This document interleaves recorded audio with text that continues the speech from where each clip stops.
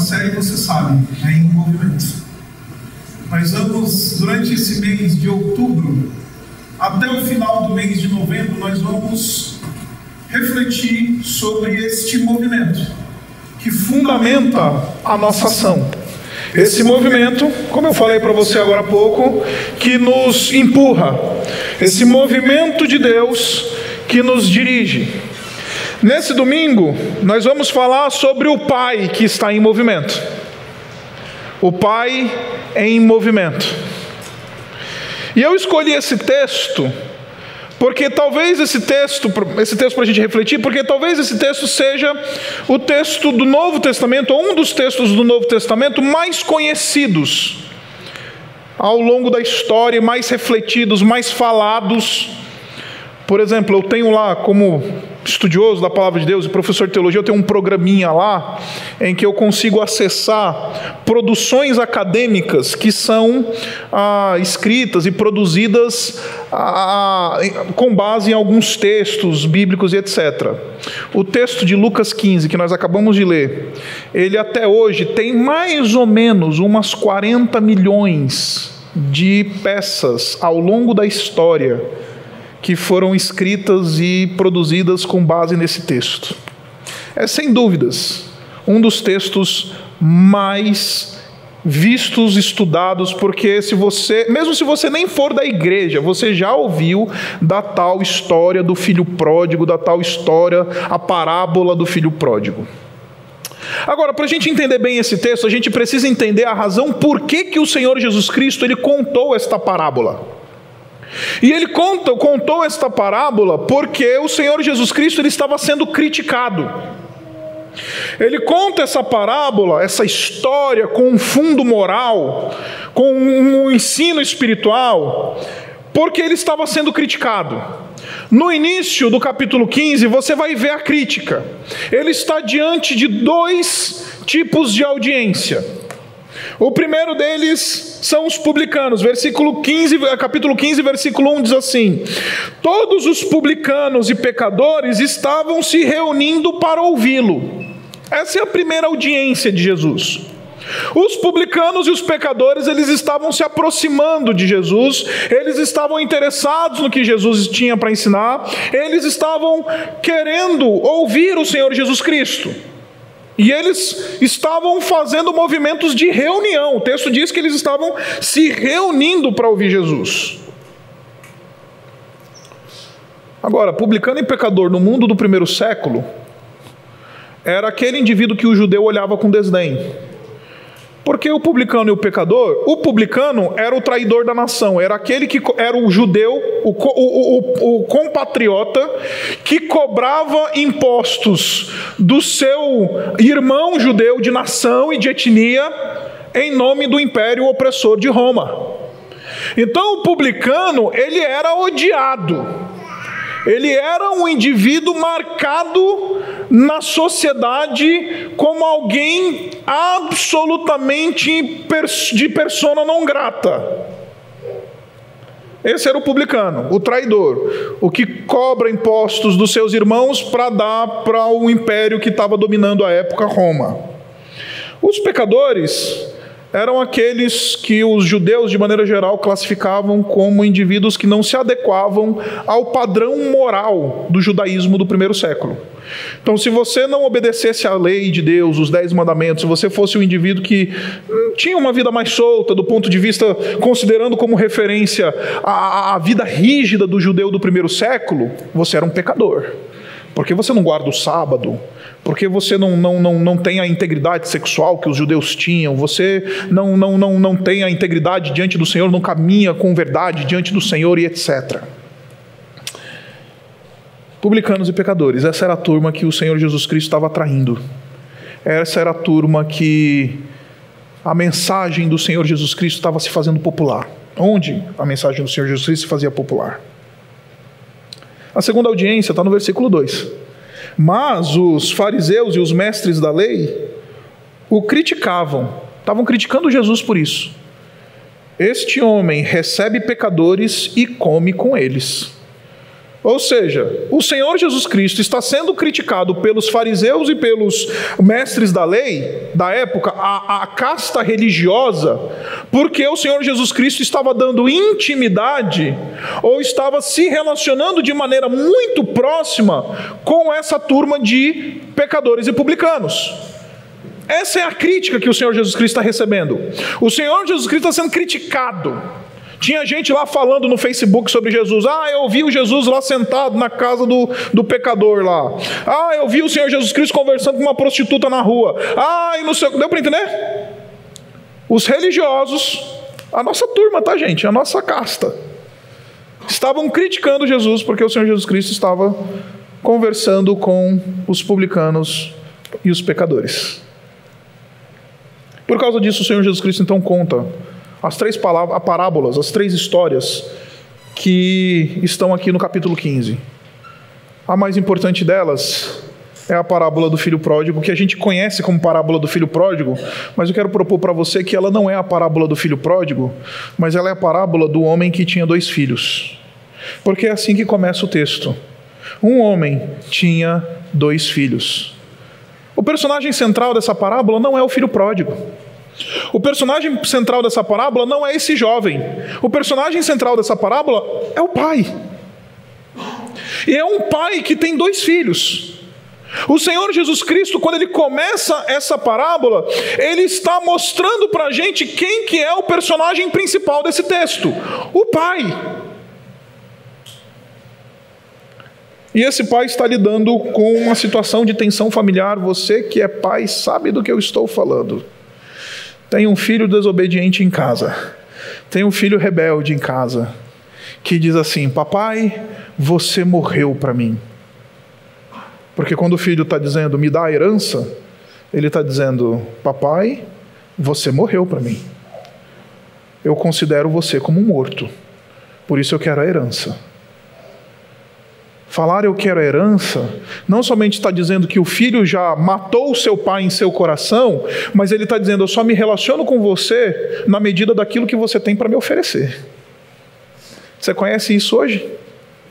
A gente não deseja que as pessoas morram, mas a gente se relaciona com as pessoas na medida do que elas têm para oferecer para a gente. É isso que esse garoto está demonstrando quando ele diz, papai, me dá a parte da herança. Ele está dizendo, eu só me relaciono com você, eu só aceito essa relação de paternidade e filiação na medida do que você tem para me oferecer. Caso contrário,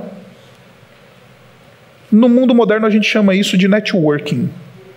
Relações absolutamente interesseiras. Eu só sou seu amigo e só me relaciono com você na medida em que você tem algo para me dizer ou para me dar. Só como eu disse para você, esse texto não é sobre esse menino. Porque, gente, menino rebelde brota do chão, né? Menino rebelde tem tudo quanto é lugar, né? Gente rebelde tá em tudo quanto é buraco por aí. Ainda mais essa turma da juventude aí, mimizenta hoje. Menino rebelde brota, surge do nada. Almeirão, né? Igual almeirão que sai do chão assim, né? Isso não impressiona. O que escandaliza nesse texto, meus irmãos, e de novo, o Senhor Jesus Cristo está contando esta história para gente rigorosa. O Senhor Jesus Cristo está contando essa história para gente que é aquele tipo de gente religiosa, cheia de justiça própria, cheia de eu sou demais, eu sou uma pessoa íntegra.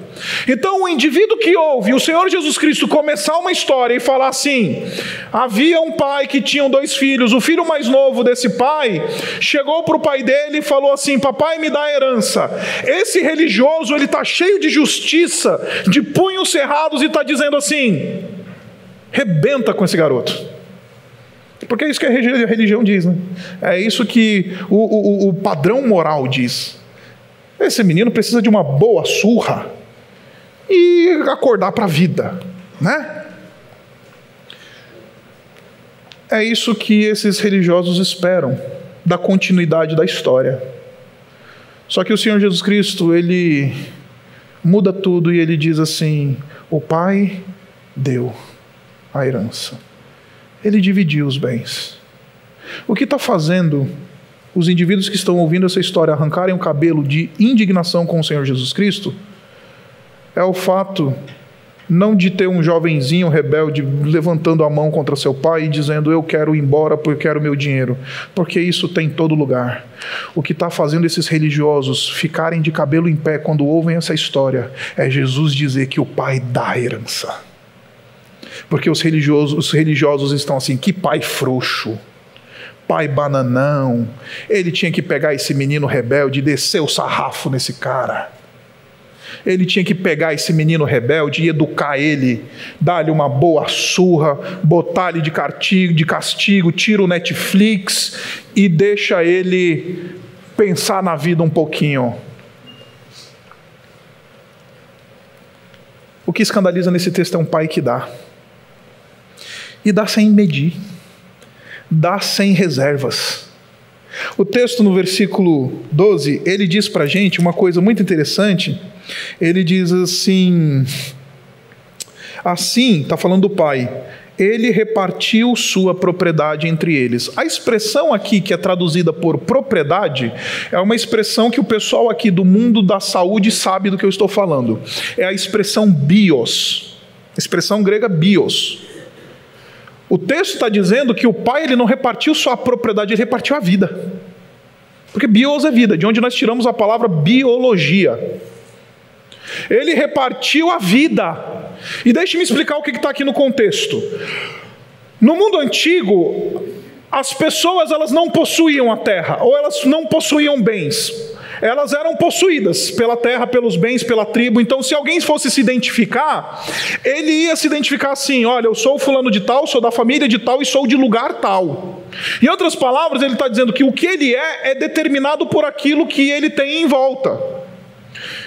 Então, se eu fosse me apresentar lá no mundo antigo, alguém chegasse para mim e perguntar, quem é você, Isaac? Eu ia falar, eu sou Isaac, filho do Antônio Paulo e da Ana Lúcia, e sou oriundo de São Paulo. É isso que eu sou. Ou se eu fosse um fazendeiro, eu sou Isaac, sou filho do Antônio Paulo e da Ana Lúcia, e sou lá da fazenda do Isixu. Ali é a vida, ali é o ambiente da vida. Deu para entender? Então, quando o texto está dizendo que o pai ele repartiu o ambiente da vida, ele repartiu a vida, ele deu de si. Um pai que doa irremediavelmente, sem fazer conta, sem levar em conta, ele simplesmente dá. Esse é o movimento número 1 do pai. O movimento da generosidade. Meus irmãos, a gente vive uma época em que o evangelho está sendo pregado e as pessoas estão dizendo assim para as pessoas nas igrejas: se você for bonzinho, se você for legalzinho, se você for joinha, se você não trair a tua mulher, se você declarar o teu imposto de renda lá com todos os zerinhos certinhos, se você fizer tudo bonitinho, se você for uma pessoa legal, se você cumprimentar, disser bom dia para todo mundo e boa noite, boa tarde, Deus vai te abençoar. E aí a gente vive uma relação de barganha com Deus. A gente vive uma barganha espiritual. A gente fala, já que eu vou ficar aqui, não vou trair meu marido, esse cara do meu trabalho aqui está me dando um mole lascado, mas eu não vou trair o meu marido, porque Deus há de me abençoar. Não é? E aí a gente não trai o marido, não por causa de Deus, mas por causa das bênçãos que Deus vai dar para a gente. E aí Deus ele não se torna fim, ele se torna meio. O Deus da barganha do evangelho, do mundo evangélico hoje de barganha, é esse Deus que diz que você vai receber bênçãos na medida em que você for legalzinho. Note que nesse texto, a única razão que fundamenta o pai dar a herança para seu filho é que ele é bom. É que ele é um pai amoroso, que ele é um pai que não calcula, ele não faz conta na hora de conceder bênçãos. Ele dá. O que fundamenta o doar de Deus é Deus. Deus é a bondade de Deus. Porque Ele é bom, Ele tem prazer em dar. E eu sei que eu estou escandalizando você, que você deve estar pensando, não, pastor, peraí, que agora você vai botar uma vírgula e vai dizer que a gente tem que seguir o evangelho, que a gente tem que ouvir Jesus, que a gente tem que ir para a igreja todo domingo. Eu falo, não. Deus, Ele dá, porque Ele é bom. E as nossas ações, elas não interferem. E pode soar às vezes injusto nessa nossa cabeça meritocrata, não é? Por uma simples razão, porque como a gente pensa nessa lógica de barganha, não faz sentido Deus abençoar o pilantra, esse garoto, não faz sentido, né? Só que aqui é que está o negócio, gente. Na parábola do Senhor Jesus Cristo, nós não somos o pai, nós somos o filho. A gente gosta de se identificar com o pai e falar, puxa, olha como eu sou bondoso, especialmente se você é pai. Você fala, puxa, eu vou ser como esse pai. Não, como esse pai não dá para ser. É utópico desejar ser como esse pai. A gente é o filho, que se relaciona com o nosso pai, com o nosso Deus, na medida da barganha. E fala, eu vou seguir a Jesus, eu vou para a igreja, vou entrar para o clube dos evangélicos, vou até pagar a mensalidade todo mês que a gente chama de dízimo. E Deus há de me abençoar. Meus irmãos, Deus abençoa porque Ele é bom e ponto final. Deus abençoa porque a sua graça, ela se estende sobre tudo e sobre todos. A teologia tem um capítulo chamado Graça Comum. A palavra de Deus fala que a chuva Deus dá para os bons e para os maus. Deus, Ele abençoa deliberadamente e sem qualquer restrição. É isso que explica o Pai ter dado. Na sua cabeça religiosa eu sei que isso não está fazendo sentido nenhum. Eu sei disso. Porque isso nós chamamos de graça. E graça na mente do meritocrata não faz sentido. Graça na mente do religioso não faz sentido. Graça na mente daquele indivíduo que se basta e gosta de pagar a conta e assinar o cheque não faz sentido. O primeiro movimento do Pai é um movimento de amor e de generosidade. Ele dá de maneira irrestrita. Agora, você conhece a história. A história continua. O menino pega a herança, e aí ele vai para uma terra distante, porque é na terra distante que a gente vai literalmente extravasar, né? É na terra distante que a gente vai fazer e acontecer. Eu não sei se você já teve a oportunidade de conversar com alguém que diz assim, não, eu estou só esperando meu pai e minha mãe morrer, para eu fazer alguma coisa assim. Não sei se você já ouviu gente falar assim. Eu lembro que recentemente eu estava conversando com um rapaz que ele chegou para mim e falou assim, pastor, eu posso fazer uma tatuagem? Eu falei, faz, ué. O que teu pai e tua mãe, ele é menor de idade, o que teu pai e tua mãe têm a dizer sobre isso? Ah, então, né, pastor, papai e a mamãe, eles não gostam muito não, mas eu estou esperando eles morrerem.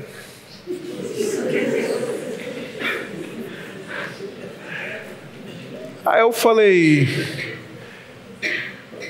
quando esse menino ele sai do ambiente da família, ele está falando aquilo que a gente fala, estou esperando alguém morrer para poder extravasar, para poder fazer o que eu quero, para poder ter a minha liberdade, para não ter que prestar conta para ninguém, para não ter que ficar respondendo pergunta chata.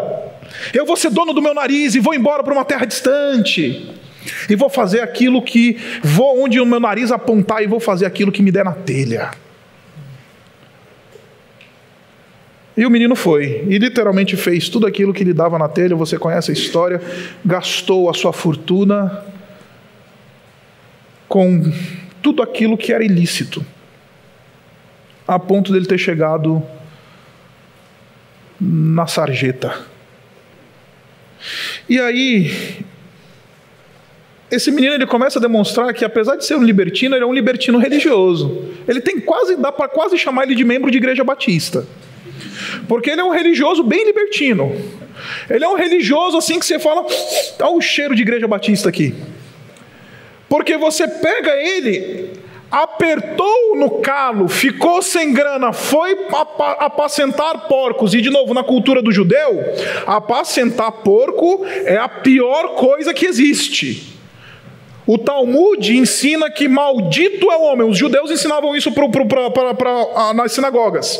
Maldito o homem que ensina a cultura dos gregos aos seus filhos e cria porcos. É isso que o Talmud diz. Maldito o homem que ensina a cultura dos gregos aos seus filhos e cria porcos. É isso que diz o Talmud judaico. Esse menino, por causa da sua vida dissoluta, foi parar literalmente num ambiente criando porcos. O religioso está ouvindo isso de Jesus, está falando: toma! Eu ia usar uma outra expressão que a gente usa no contexto futebolístico aqui, mas por respeito às irmãs aqui, eu não vou usar. Mas ele ia dizer: toma! Fez com o pai, arrebentou, foi para a vida dissoluta, agora vai lá para o porco, vai comer a ração de porco. Religioso nessa hora está deitando e rolando. Aí Jesus quebra a perna de novo do religioso e diz assim: esse menino caiu em si, e ele volta para o pai. E aqui é onde eu quero focar. Ele faz um discursinho, ele pensa, ele olha para o seu coração, ele ensaia até um discurso batista, por isso que eu falei que é batista. O discurso batista dele, ele fala assim: eu me porei a caminho e voltarei para meu pai e direi: papai, pequei contra o céu e contra ti, não sou mais digno de ser chamado teu filho, trata-me como um dos teus empregados. É o batista arrependido que vem conversar com o pastor: pastor, me tira aí do negócio, eu pisei na bola e não sei o quê. Aí ele vai.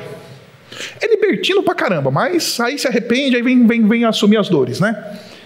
Aí ele volta para casa, e aqui é onde eu quero chegar. Versículo 20. A seguir ele levantou-se e foi para seu pai, estando ainda longe. O texto diz que a reconciliação entre o pai e o filho não aconteceu na porta da casa do pai. A reconciliação entre o pai e o filho aconteceu longe da casa do pai. Estando ainda longe. Estando ainda longe. Porque aí é onde nós nos encontramos, gente. Por definição, desde o jardim nós estamos longe. Por definição, desde o primeiro desobediente nós estamos longe. Seu pai o viu e, cheio de compaixão, correu para o seu filho. Está aqui o segundo movimento do texto. Um movimento de reconciliação. Meus irmãos, deixa eu falar uma coisa para vocês. No que diz respeito ao nosso relacionamento com Deus, a teologia reformada ela ensina que nós só voltamos a Deus porque primeiro Ele voltou a nós. Nós só fomos capazes de confessar os nossos pecados e reconhecer a nossa condição réproba. É só por causa de Deus que a gente consegue chegar para Deus e falar: Senhor, eu pisei na bola. Porque é Ele que vem ao nosso encontro. Estando ainda longe, o pai correu ao seu filho. A salvação, a redenção, a reconciliação é uma obra que começa em Deus, que é feita por Deus e termina em Deus. Eu quero lembrar você do jardim. O homem e a mulher desobedeceram. Também ali eram dois batistas no jardim. E aí eles começaram a igreja batista da tanga de figueira, porque viram que estavam com problema com Deus, aí começaram a costurar a sua tanga de figueira. Vamos resolver os nossos problemas com Deus a partir do nosso próprio esforço. Como? Vamos costurar uma tanga de figueira aqui para a gente, enfim, esconder a nossa nudez de Deus. A gente não costura tanga de figueira para refazer o nosso relacionamento com Deus hoje, mas a gente, rapaz, faz uns negócios evangélicos que você não tem ideia. Participa de umas campanhas aí que você não tem ideia. Porque a gente acha que isso vai conseguir fazer o nosso relacionamento com Deus. Só que é Deus que vem no jardim e fala: Adão, onde é que você está? Aí o Adão responde Deus responde para Adão e fala: olha, não é o teu problema, não é você que se resolve, cara. O teu problema, a tua nudez, não é você que vai conseguir resolver com o teu próprio esforço, fazendo uma tanguinha de folha de figueira. Vem o Senhor Deus, Ele mata um animal, com a pele desse animal cobre a nudez desses 2 batistas, e fala: quem resolve o problema de vocês sou eu. Movimento de reconciliação é um movimento de Deus. É Deus quem faz a reconciliação. É Ele quem reconcilia o seu povo com Ele mesmo, por meio do seu Filho. É Ele que corre e encontra o seu filho que está voltando. É Ele que vai encontrar os 2 pelados no jardim. É Deus quem inicia um movimento de reconciliação.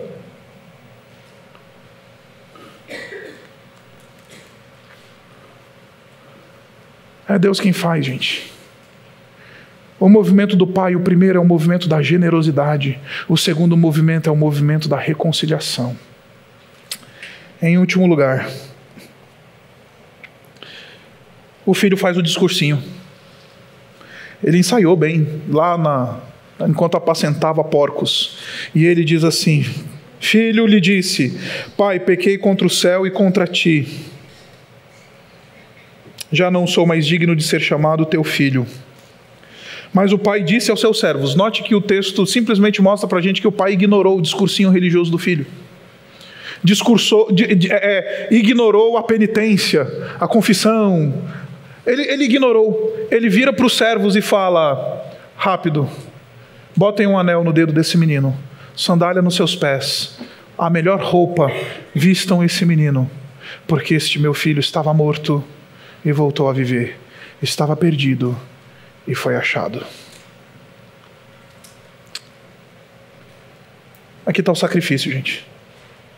O pai, ele não somente se movimenta em generosidade, em bondade, ele não somente se movimenta em reconciliação, mas ele se movimenta em sacrifício. Está havendo aqui um sacrifício. O pai está colocando recursos nessa coisa. Quando o texto diz para a gente que era um novilho gordo que o pai oferece, é um anel no dedo desse menino, é uma sandália no pé desse menino. São só os escravos que andam descalços no mundo antigo. Gente que é filho, gente que tem posição, tem sandália no pé, tem boa roupa, tem anel no dedo. Quem tem nome desfruta dessas coisas. O pai está dizendo: este meu filho estava morto e foi achado. Estava morto e voltou a viver. Estava perdido e foi achado. Movimento de bondade, movimento de reconciliação e um movimento de sacrifício. O pai sacrifica de si para que esse filho possa voltar a ser o que ele era antes. Possa gozar dos privilégios e do status de filho. A gente se sacrifica como filhos de Deus não para comprar a bênção e fazer barganha. A gente se sacrifica porque isso é uma resposta ao sacrifício de Deus por nós. O pai matou um novilho. O pai do céu matou o seu próprio filho. O pai aqui, para colocar um anel no dedo e roupa branca e sandália nos pés desse filho, ele mata um novilho. O pai do céu, para te dar um nome, para te dar uma sandália, para te colocar um anel no dedo, para te colocar na condição de filho, ele sacrificou o seu próprio filho. Eu não tenho mais muito tempo, mas eu vim aqui dizer para você que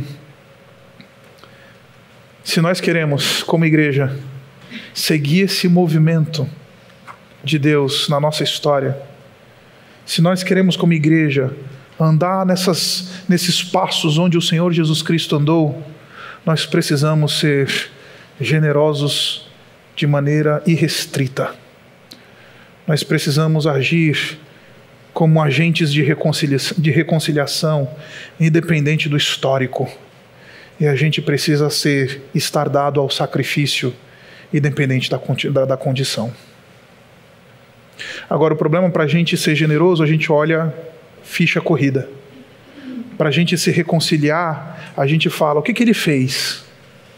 E para a gente se sacrificar, a gente pergunta, vale a pena? Se Deus perguntasse, vale a pena se sacrificar pela igreja? Certamente a resposta seria não. Mas ainda assim, Deus, Ele não levou em conta. Eu quero terminar esse texto, essa reflexão, abrindo lá em 2 Coríntios, no capítulo 5. Abra comigo lá. 2 Coríntios, no capítulo 5.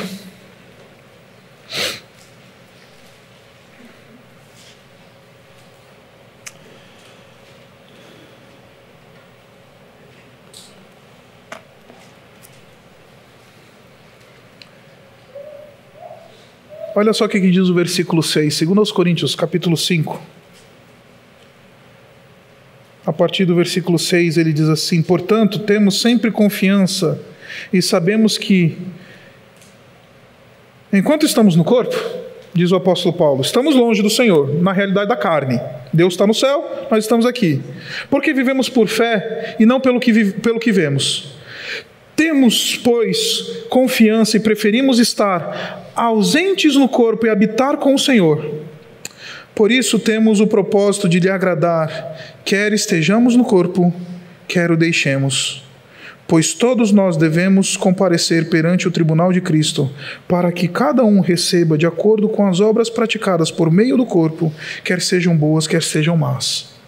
Uma vez que conhecemos o temor ao Senhor, procuramos persuadir os homens. O que somos está manifesto diante de Deus, e esperamos que esteja manifesto também diante da consciência de vocês.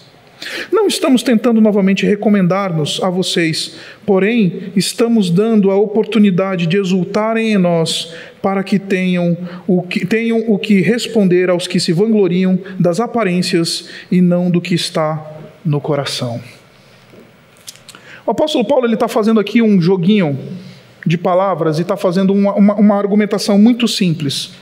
Ele está dizendo, tem gente que se vangloria da sua situação, se vangloria da sua religiosidade, se vangloria das suas coisas. Nós que somos do Evangelho, a gente faz e obedece ao Senhor, a gente se sacrifica. Aqui o contexto é sacrifício. O apóstolo Paulo servia ao Senhor de maneira irremediada, dava de maneira irremediada, abençoava de maneira irremediada, queria ser agente de reconciliação de maneira irremediada, por uma única e simples razão, porque nós estamos fazendo isso de coração. Eu quero terminar esse tempo dizendo para você uma coisa muito simples. Se Deus ele não toca no teu coração, se Deus ele não falar com você direto no teu coração, esses 3 pontos que eu acabei de pregar para você, eles são absolutamente utópicos. Você nunca vai conseguir doar de maneira irrestrita, você nunca vai conseguir ser agente de reconciliação e você nunca vai conseguir ser um instrumento de sacrifício, a não ser que isso seja uma obra do coração. Não é religião, gente. É uma obra do Espírito em nosso coração. Abaixe sua cabeça.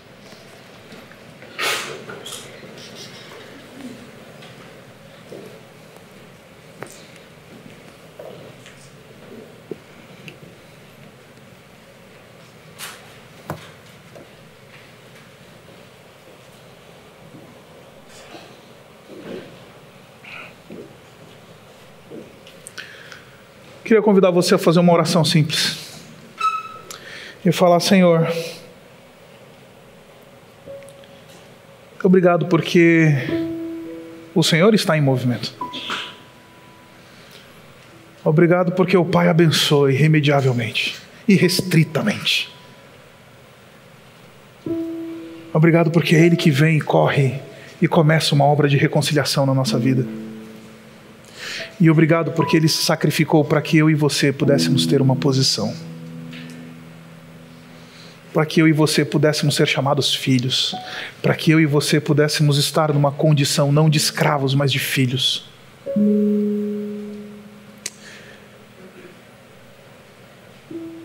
E Pai, na medida em que a gente olha para essas coisas, toca o nosso coração. E que esse movimento nos empurre.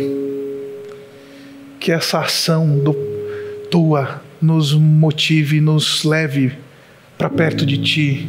Nos faça gente que sabe se sacrificar.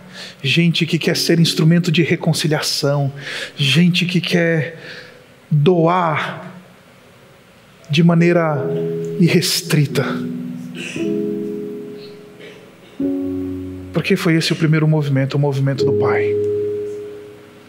O movimento daquele que começou todas as coisas.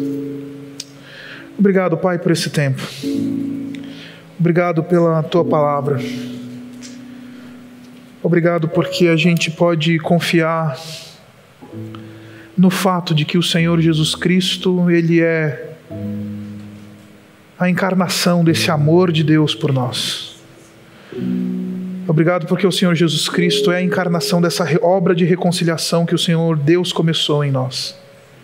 E obrigado porque o Senhor Jesus Cristo é o sacrifício que o Senhor Deus dá para que nós possamos voltar para casa, para que nós possamos ser filhos, para que nós possamos ser contados entre aqueles que não são escravos, mas que desfrutam da intimidade e da casa do Pai. Então, Pai, começa em nós esse movimento. E que isso não pare em nós. Que o Senhor Jesus Cristo nos faça parecidos contigo, na medida em que doamos, reconciliamos e nos sacrificamos. Nós oramos assim no nome do Senhor Jesus. Amém.